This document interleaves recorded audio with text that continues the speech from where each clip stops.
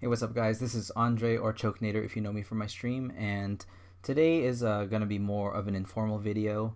I know a lot of you might have subbed to me because of my tutorials on Krita or maybe because of my drawing workshops, but I want to talk about, less about art itself, but rather a mental approach to how to improve at it. And I know there's a lot of videos about this, and I want to try to make this as concise as I can, but I want to talk about the iterative process, one of my favorite words to use lately, one of my favorite phrases to use lately, which is basically drawing something over and over and over. And I think for me, this is one of the greatest mental models for improving at art. And but before we can do that, I do want to address something that happens to very, very young artists, maybe even old artists. But the idea of let's right here, the idea of I can't draw. And a lot of people have this as sort of like a hurdle, and this is, a person who looks at this hurdle, and most people, never really get over it because they don't want to, or because they don't know how. And if you want to but you don't know how, this could maybe take the form of I'm bad at drawing, or other people are better, or whatever. And I think this is a judgment that we use, and we kind of stick it upon ourselves, and it's really unnecessary, and I think it can be pretty destructive. And this can apply to a lot of different skills that we don't think we can do, or that we just not. Motivation is different, and that can be talked about in a different video. But the idea, this mental block of I can't draw. I want to talk about kids.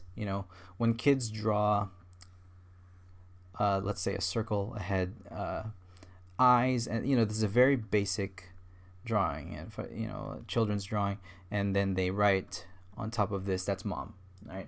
So if they show that drawing to their mom, let's draw limbs, and I don't know, they draw a dress like that or something.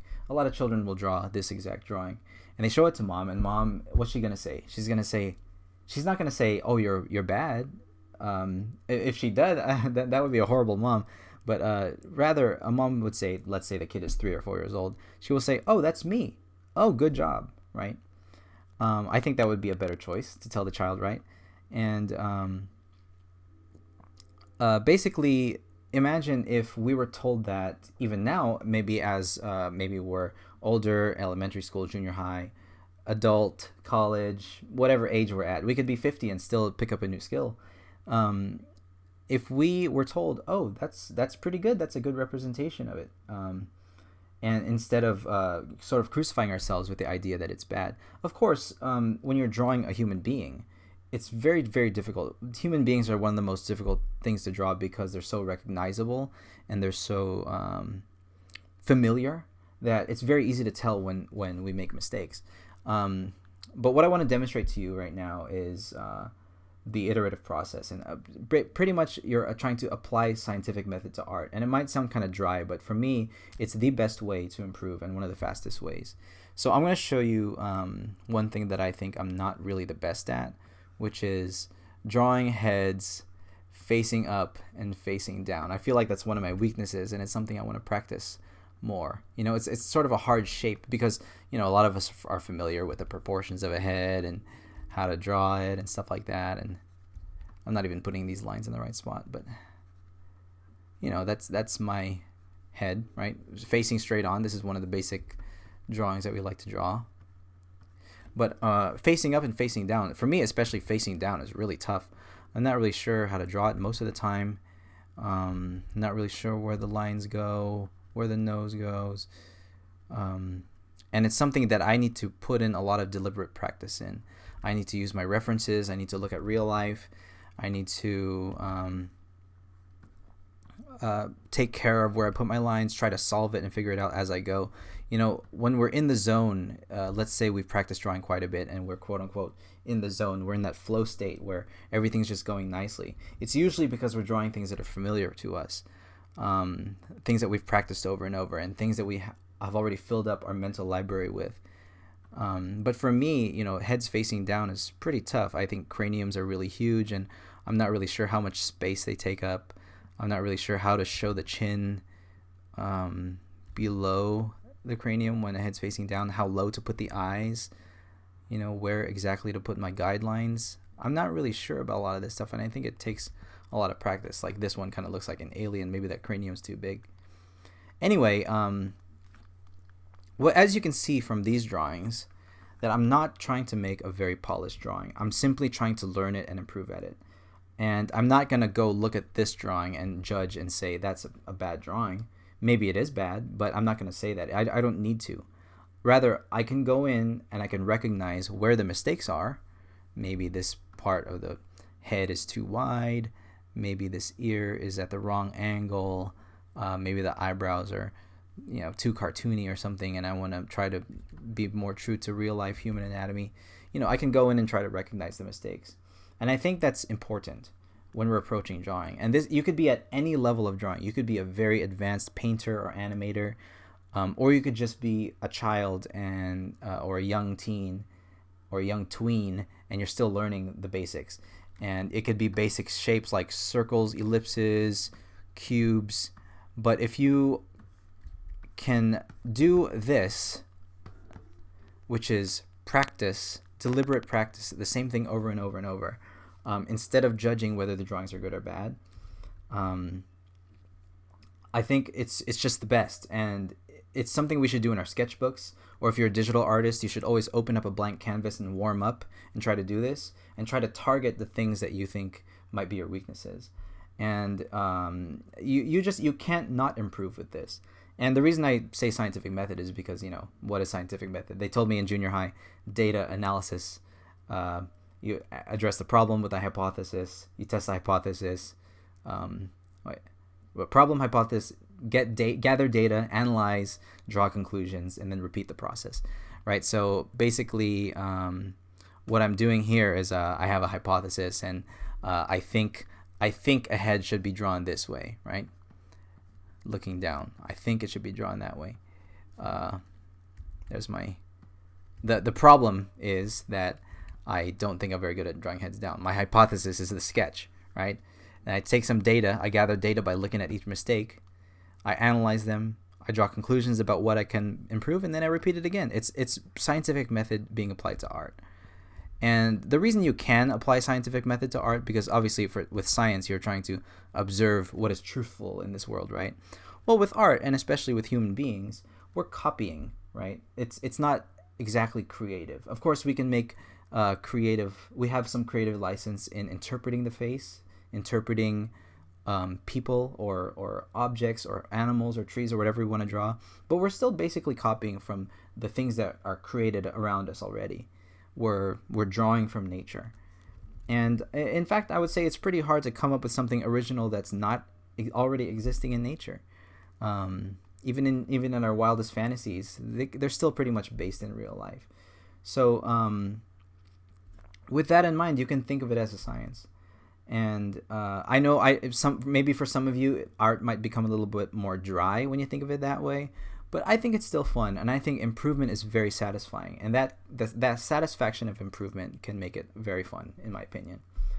And I do want to talk about something else, the idea of erasing, right? So a lot of times when children draw and they have a pencil and an eraser, for us digital artists, our bane is the undo button, right? We hit Control Z, Control Z. I still do it all the time, and if I could take my hand off the keyboard and just try not to undo, that would be awesome. But that power is there, so we use it, right? And maybe for a child, if they're using a pencil and eraser, they'll want to draw a face.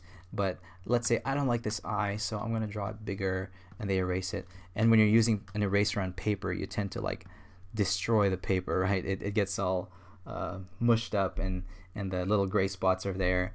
And there's one very, very useful piece of advice that I learned in art school.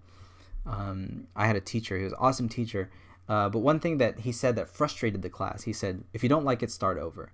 Even if you've been working on a drawing, like a nice drawing for 2 hours, 3 hours, but while you're shading already, right, you discover that near the beginning of the process, your proportions were wrong. And the teacher said, if you don't like it, start over. And, it's frustrating for a student to think, oh, I have to go all the way back and do it again. Well, that's the point. That's what I'm trying to get at. That's if we can get over those emotional parts of it. Of course, I'm not saying to discard our humanity and to not be frustrated, because you're allowed to be frustrated. You're allowed to be angry. You're allowed to be impatient. But if you can get over the hurdle, allow yourself to feel that, and then repeat the process, scientifically, and say, you know what, because if we allow those frustrations to be motivation, I can take a look at my drawing and say, you know what, I can improve on it. So hopefully that addressed, the very beginning stage of the getting over this I can't draw, and then how to actually get better at drawing. And I want to say that the end result is improvement. And like I said, you can't not improve with this method. And I know that there will be times, especially if you're trying to be a professional artist like me, there will be times where you feel like you have to take a risk, right? Where you're going to publish something, or you really, or maybe you got commissioned a piece and you really want to make it nice for the client, for the person receiving it, as a gift to them or a great service to them, right? And you want to make it really polished. And I believe that just like with, let's say you're playing at a recital, after practicing a piano piece you've been working on for months, pretty much what's going to happen at the recital is the recital is going to reflect your practice. So same thing with art, is that if you're doing something for someone else, or maybe even for yourself, but you want to make it really polished and nice, even the polished piece is going to look very similar to your practice. And in fact, there's no other way to get it to look nice than your practice. So if you can get your practice to be very consistent, your most polished pieces are going to look like the best parts of your practice. Now, I hope that helps. I'm not sure what else I want to say about this, but I think this is a great mental model. And I was a little bit distracted because I was talking, but as you can see, I'm really focused, or I want to be really focused on this specific task of drawing heads facing up and facing down, especially facing down, because I feel that it's so hard. And even now I feel like I did a pretty decent job on this one right here. Right? I'm concentrating, and I there we go. That's pretty good, right? Pretty decent. But I have to remember that even my evaluation of that being decent doesn't matter. It doesn't matter that much. Because it's not about it being good or bad. It's about looking at it, observing it, and thinking, what can I do better? And no matter how good or how bad your drawing is that came out, you can always take a look at it and think, what can I do better? Right? And repeat that times infinity. I hope that helps some of you guys out there who might be struggling with this problem. And I do want to come out with more videos like this. If there's anything else you want me to cover, or have any questions, or if you don't like this video, if you want me to do away this format and only do tutorials, let me know. You guys can watch my stream. I'll leave all the links down below. I love you all. Thank you for subscribing. Thanks for watching, and peace out.